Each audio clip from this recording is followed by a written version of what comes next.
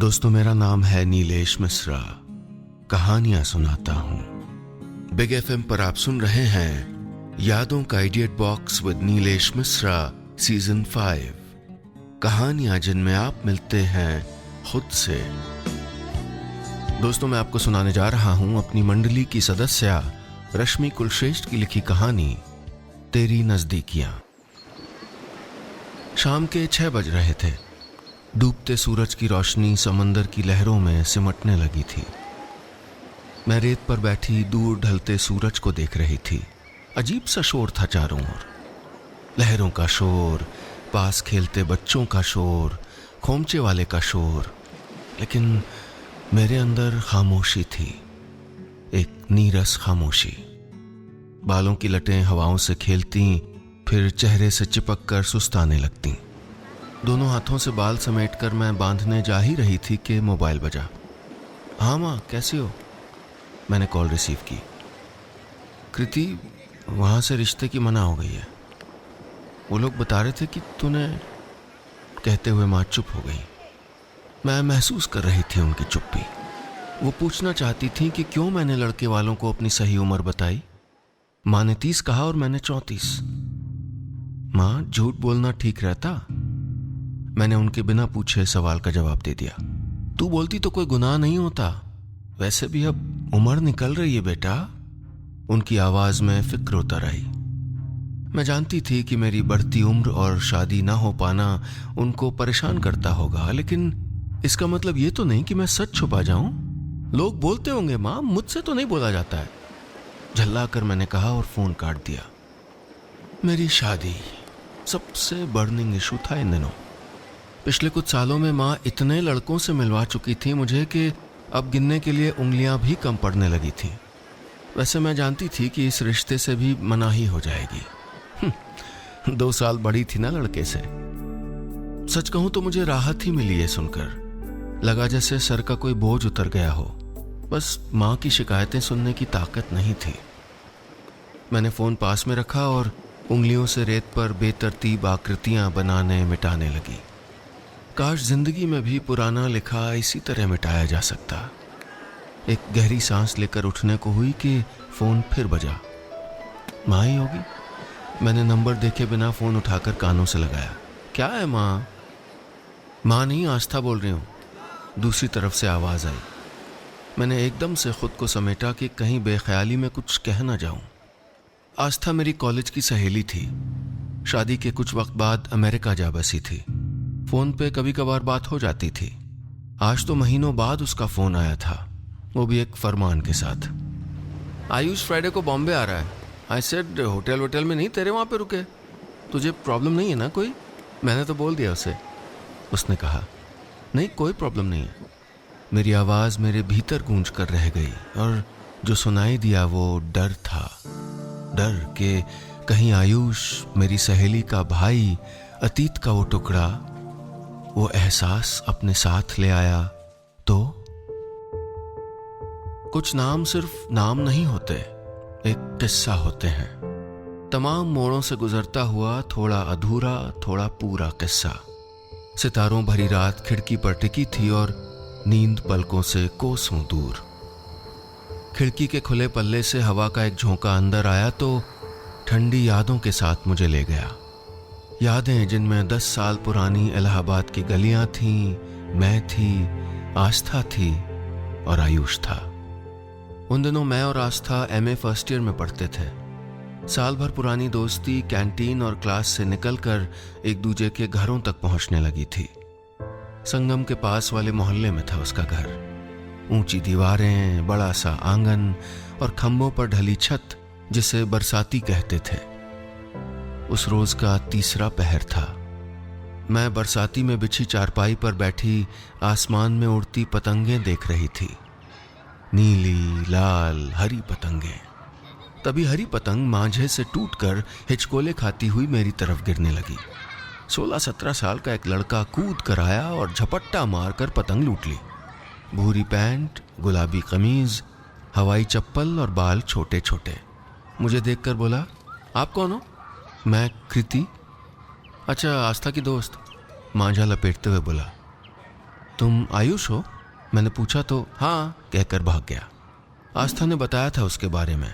उसका आधा टाइम तो आयुष की शिकायत करने में ही बीतता था कि आज भी मेरे पर्स से 20 रुपए गायब है, आयुष नहीं लिए होंगे। यार इस आयुष ने ना मेरा फाउंटेन पेन फिर तोड़ दिया। यार 6 साल छोटा है मुझसे, फिर भी दीदी नहीं कहता। दीदी तो उसने मुझे भी कभी नहीं कहा। शुरू में अजीब लगता था मुझे, लेकिन धीरे धीरे आदत पड़ गई। वैसे बड़ी बेहया होती हैं ये आदतें, एक बार चिपक जाएं तो अलग होती ही नहीं है। टोकना, डांटना, समझाना कुछ असर नहीं करता। मुझे भी माँ की फटकार का कहाँ असर पड़ता था उन दिनों। दौड़ी छूटी आस्था के घर पहुंच जाती। साथ में लूडो, कैरम खेलना, रोमांटिक फिल्में देखना और दर्द भरे नगमों को नाक के स्वर में गाना। हम दोपहरी भर मस्ती करते और शाम को जब भूख लगती तो आयुष की चिरौरी, कभी गोलगप्पे लाने, कभी कुल्फी फालूदा मंगवाने। तुम लोगों ने मुझे असिस्टेंट समझ रखा क्या? कमर पर हाथ रखकर गुस्से में जब वो पूछता तो आस्था जोर से हंस पड़ती। उसे आंखें दिखाते हुए मैं प्यार से आयुष के गाल थपथपा कर कहती, दोस्त, और क्या, हम दोस्त हैं ना हैंडसम। वो बेपरवाही से हाँ ठीक है कहता और तीमारदारी में लग जाता। होते हैं ना कुछ लोग जिनके लड़कपन में समझदारी पलती है। आयुष भी उनमें से एक था। आस्था कोई भारी सामान उठाती तो तेरे बस का नहीं है कह के खुद उठाने लगता। रात को मैं घर जाती तो मैं भी चलता हूं कह के साथ चल पड़ता। बिन बताए बिन जताए संगी बनकर रहने वाली उसकी आदत मुझे अच्छी लगने लगी थी और पता ही नहीं चला कि आस्था का भाई कब मेरा दोस्त बनने लगा था। मन की मुंडेर पर अतीत मेरा हाथ थामे बैठा था चुपचाप। हमारा एमए पूरा होते ही आस्था की शादी तय हो गई। मेरी दोस्त की शादी थी और मैं दिन दिन भर उसके साथ तैयारियों में लगी रहती। दिन में खाना भी अक्सर उसके घर ही खा लेती। एक दिन उसके आंगन की चारपाई पर बैठे हम तीनों खाना खा रहे थे, उड़द चने की दाल और मिस्सी रोटी। माँ बारी बारी सबको गरम रोटी दे जाती। एक दफा जरा लेट हो गई तो आयुष ने अपनी चपाती के 2 टुकड़े करके एक चुपचाप मेरी खाली तश्तरी में सरका दिया। तू अपना खाना कब से शेयर करने लगा? मुझे तो कभी नहीं दिया ऐसे। आस्था ने छेड़ा तो उसके गाल लाल हो गए। झेपते हुए बोला, तू गेस्ट है क्या? मैं मुस्कुरा दी। चलो माना उस रोज मैं मेहमान थी, पर बाजार में टकरा जाने पर मुझे घर छोड़कर आना, वो भी दिन में, मेरे बिना कहे बंगाली बाजार से गोलगप्पे ले आना और मेरे बीएड का फॉर्म भरवाने बनारस साथ जाना, यह भी मेहमान नवाजी थी क्या? शादी का वक्त करीब आने लगा। माँ रस्मों से जुड़े सामान जुटाती, पियरी धोती, जौ का लावा, मंडवे का बांस। आयुष दिन भर बाजार के चक्कर काटता रहता, कभी बहन की फरमाइश पूरी करने, कभी पापा के भूले हुए काम। बहुत थक गए ना तुम? एक दिन मैंने लाड़ से उसके सर पे हाथ रख के पूछा तो वो मुझे देखने लगा। कुछ पल तक कुछ तलाशता रहा वो मेरे चेहरे पर, फिर मुस्कुराकर बोला, बिल्कुल भी नहीं। उसे देखकर लगता ही नहीं था कि वो 19 साल का टीनेजर था। शादी की रात आ गई थी। मैं अनाड़ियों की तरह बनारसी साड़ी संभालती बाल बना रही थी। उन दिनों पार्लर से सिर्फ दुल्हन ही सजती थी। बहनें, सहेलियां सब खुद तैयार होती थीं। काफी देर तक जब बाल नहीं बने तो गुस्से में मैंने क्लिप निकाल दी। खुले बालों में अच्छी लग रही हो। दरवाजे पर खड़े आयुष ने कहा। न जाने कब से खड़ा था। शादी में भी पूरा वक्त आयुष मेरे पास ही मंडराता रहा, किसी साये की तरह। कभी कभी हमारी नजरें मिलती तो मैं लाड़ से मुस्कुरा देती, लेकिन वो नहीं मुस्कुराता। बहन की शादी थी, इमोशनल हो रहा होगा। ये लड़के पता नहीं क्यों अपने इमोशंस हमेशा छुपा के रखते हैं। जयमाल के हुड़दंग के बाद दूल्हा दुल्हन मंडप में बैठे थे। मंत्रोच्चार गूंज रहे थे। मैं और आयुष वहीं खड़े सिंदूर दान देख रहे थे। सोने की अंगूठी में सिंदूर भरकर आस्था की मांग सिंदूरी की जाने लगी। मैं मंत्रमुग्ध सी उसे ताक रही थी। तभी मुझे अपने हाथों पर छुअन महसूस हुई। आयुष की उंगलियां मेरी हथेली के इर्द गिर्द घेरा बना रही थीं और निगाहें मेरे चेहरे पर। मैं चौंक गई, नहीं चौंकी नहीं, हिल गई। मैंने झटके से हाथ खींचा। उसके कफलिंक मेरी हथेली पर निशान बनाते चले गए। वही मैं थी, वही आयुष। फिर ये अजनबी एहसास कैसे, कहां से आ गया था? विदाई के बाद खाली मंडप के किनारे बैठी मैं कितनी देर से अपनी हथेली पर पड़े निशान देख रही थी। आयुष ने पहले भी मेरा हाथ पकड़ा था, लेकिन कल रात का पकड़ना कुछ अलग था, जैसे वो कोई गिरह बांधना चाह रहा हो। प्यार की गिरह? ये गलत है। मैंने खुद को रोका कि कहीं ये बहाव मुझे भी ना ले चला जाए। आयुष मेरी सहेली का भाई था, मुझसे 6 साल छोटा। उसके लिए मैं कुछ और सोच भी कैसे सकती थी? और वो खुद मुझ में कुछ और तलाश कर सकता था। जैसे सूखा हुआ उपटन रगड़ कर निकालना हो, मैंने उसी तरह उस छुअन को अपने हाथों से निकालने की कोशिश की। आंटी, मैं निकलती हूं। इजाजत लेते हुए मैं उस घर, उस गली से निकल आई। जाते वक्त आस्था की माँ ने कहा था, आती रहना बेटा। जी आंटी, कहते हुए मैंने आयुष की आंखें देखी। उनमें भीतर कुछ गुलाबी रंग थे और किनारों पर एक नम लकीर। हम कभी भी कहीं से भी अकेले नहीं आते। मन की जेबों में भरकर तमाम यादें, ढेर सारे एहसास ले आते हैं। मेरे भी मन की पुड़िया में बंद कर आयुष चला आया था। थोड़ा सा वो पतंग लूटता आयुष और थोड़ा सा हथेली थामता आयुष। कभी कभी सोचती हूं कि अगर ऐसा कुछ ना हुआ होता तो मैं बेझिझक उसके घर चली जाती। मैं माँ के साथ आस्था के ससुरालियों के नुक्स निकालती, लेकिन मैं नहीं जा सकती थी।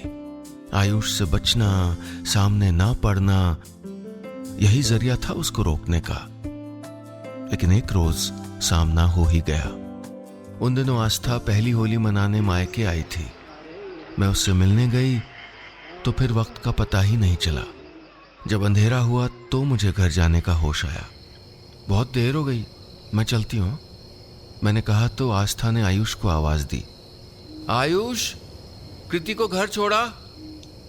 तो क्या आयुष घर पर था पूरा दिन? फिर एक बार भी मुझसे मिलने क्यों नहीं आया? ये मैं ही थी जो महीनों से उसको इग्नोर कर रही थी। और जब आयुष ने नजरअंदाज किया तो मेरा दिल बैठने लगा जैसे कुछ दूर जा रहा हो। स्कूटर की पिछली सीट पर बैठी मैं अपना मन टटोलती रही। पूरा मन मनाही से भरा था सिवाय एक कोने के, और किस लिए खाली था वो मुझे नहीं मालूम। कृति, मुझे कुछ कहना है। घर के सामने मुझे उतारते हुए वो बोला। मैं जानती थी उसे क्या कहना था। मैंने आवाज को सख्त बनाकर कहा, तुम आस्था के भाई हो, मुझसे 6 साल छोटे। मुझे फर्क नहीं पड़ता, उसने कहा। लेकिन मुझे पड़ता है आयुष, कहकर मैं तेज कदमों से चली गई। वो खड़ा रहा जैसे पहले खड़ा रहता था। मैं भीतर जाकर बाय करती तब जाता। उस रोज वो गया था या नहीं, मैं नहीं देख पाई। बंद किवाड़ों के पीछे कितनी देर खड़ी रही। दिमाग कुछ और कह रहा था, लेकिन दिल कहीं और ही भागा जा रहा था। जिंदगी में जब कुछ अधूरा रह जाए तो किसे दोष देना चाहिए? खुद को, हालात को, या फिर किस्मत को? कई सालों से इस सवाल के जवाब को रोज ढूंढती हूं। कुछ अधूरा रह जाए तो मन जिस तरह कलपता है उसे अक्सर महसूस करती हूं।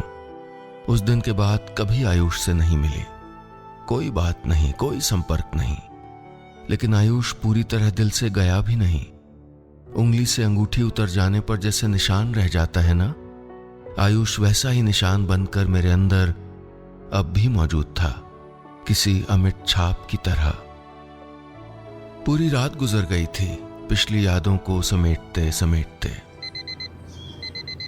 अलार्म बजा तो एहसास हुआ कि सिर्फ 24 घंटे बचे थे आयुष के आने में।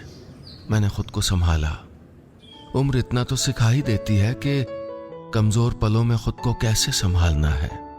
मैं नहा धोकर मार्केट निकल गई, 3 दिनों के मेन्यू के मुताबिक सामान खरीदने। अभी सूजी का पैकेट उठाया तो दाने सी यादें आसपास बिखर गईं। वो आयुष का उत्पम बनाना और मेरी बनाई इमली की चटनी। उत्पम उसे अब भी पसंद होगा, और चटनी वैसे ही चटखारे लेके खाता होगा क्या? मैंने खुद से पूछा। बटर का पैकेट उठाते हुए मेरी निगाह रेफ्रिजरेटर के कांच पर टिक गई, खुद पर। ज्यादा बदली नहीं थी मैं, बस वक्त ने कुछ लकीरें दे दी थी चेहरे पर। आयुष भी अब 28 का होगा, शायद मूछें रख ली हो या क्लीन शेव हो। उफ, ये क्या सोचने लगी मैं। वो आस्था का भाई था और मुझे उससे उसी तरह मिलना था। फिर क्या फर्क पड़ता है वो कितना बदला, मैं कितनी बदली, वक्त कितना बदला। मेरा सारा दिन तैयारियों में गुजर गया। उसकी पसंद नापसंद सब याद थी मुझे। आयुष को इतना कब और कैसे जान गई थी मैं, और उससे बड़ी बात कि इतने अरसे बाद तक ये सारी बातें याद कैसे थी मुझको। कुछ तो था जो मैं जानबूझकर छुपा रही थी खुद से, उस बच्चे की तरह जो पीठ के पीछे हाथ में कुछ छुपाकर गर्दन हिला के कुछ नहीं मेरे पास कहता है। अगली सुबह मौसम कुछ बेहतर था। आसमान में बादल तैर रहे थे, शायद आज बारिश होने वाली थी। मैंने घर भर की खिड़कियां खोल दी। हवा के साथ विंड चाइम मध्यम मध्यम बजने लगे। सोफे के कुशन 7वीं दफा ठीक करके हटा ही रही थी कि दरवाजे पर घंटी बजी। मैं दौड़कर दरवाजे पर पहुंची, फिर ठहर गई। खुद को संभालते हुए दरवाजा खोला। सामने आयुष खड़ा था, बादामी शर्ट, ब्लैक पैंट पहने, भरे हुए चेहरे पर हल्की दाढ़ी, आंखों पर चश्मा चढ़ाए। मेरी सहेली का छोटा भाई आयुष। मेरे लिए सबसे मुश्किल होता है बात शुरू करना, खासकर तब जब चुप्पी बरसों पुरानी हो। सोफे पर बैठा आयुष घर देख रहा था। बाईं दीवार वाली बुक रैक, कॉर्निश पर सजे ढेर सारे लाफिंग बुद्धा, जिसमें एक उसका दिया भी था। तुम फ्रेश हो लो, मैं नाश्ता बना देती हूं, मैंने कहा। कैसी हो तुम? आने के आधे घंटे बाद उसने पूछा। उसके ये 3 शब्द ऐसे लगे जैसे किसी अपने ने गले लगाकर थपकाया हो। तुम कैसे हो? मेरी आवाज कांपती उससे पहले मैंने खुद को संभाल लिया।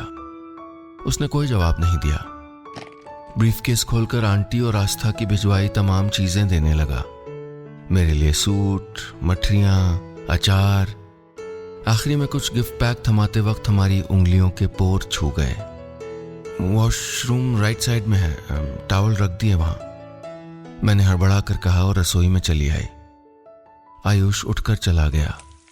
कचौड़ी तलने के लिए कढ़ाई में तेल गर्म हो रहा था, लेकिन मैं न जाने कहां खोई हुई थी। बेख्याली में मेरी उंगलियां मेरे बालों से खेल रही थीं। अब भी बात नहीं करोगी? अचानक आयुष की आवाज सुनकर मैं चौंक कर मुड़ी। वो रसोई के दरवाजे से टेक लगाकर खड़ा था, न जाने कब से। मैंने हड़बड़ा कर अपने बालों को जूड़े में कसा और झेप कर बोली, तुम नाश्ते के साथ चाय लोगे या बाद में? एक बात बोलूं? उसने कहा। मैंने अनसुना करके पूछा, शाम को कितने बजे आओगे? तुम इंतजार करोगी क्या? उसके सवाल ने मुझे खामोश कर दिया। गैस की नॉब बंद करके मैंने आंखें मूंद ली। महसूस हुआ जैसे अरसे से रोका हुआ कोई एहसास भीतर कुलबुला रहा है, बाहर निकलने को बेचैन है। उसकी ओर पलटकर मैंने पूछा, क्या तुम अब भी? जाने क्या था उसकी आंखों में। सवाल पूछते हुए मैं रुक गई। शायद जरूरत भी नहीं थी। 5 साल पहले जिस एहसास को अनदेखा किया था वो वैसा ही था, जैसे आंखों ने उसे पूंजी की तरह संभाल के रखा हो मेरे लिए।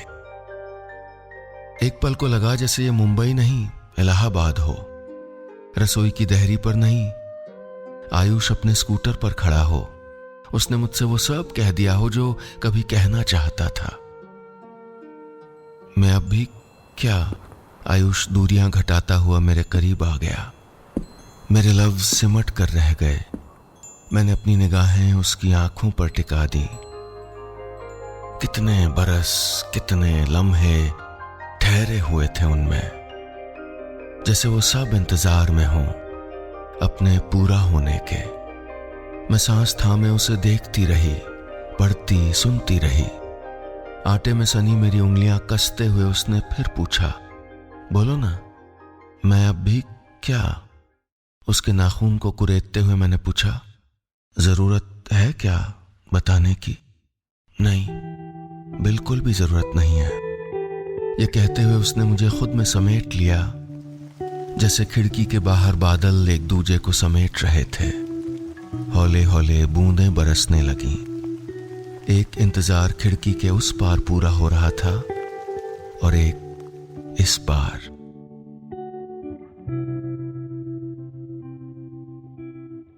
बस इतनी सी थी ये कहानी।